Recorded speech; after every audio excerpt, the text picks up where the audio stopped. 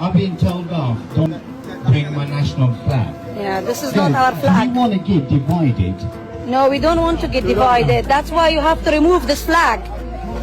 If you don't want division, remove the flag. Right, thanks a lot everyone. Remove the flag. This is not our flag. This is the tribal flag.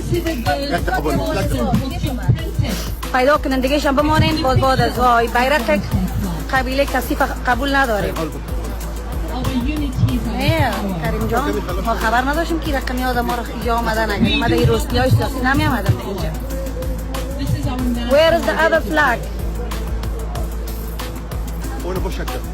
بیار دیگه فلاگ اصلی را بیاریم.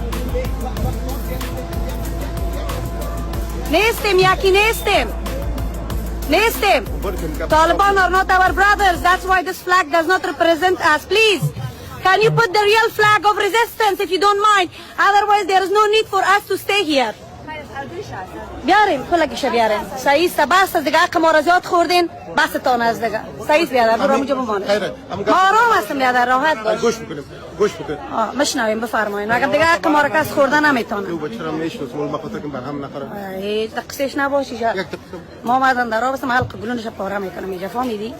دوستان عزیز سلام به همه‌تان. من از همه کلی کوچکتر هستم ولی یک چیز رو براتون میگم.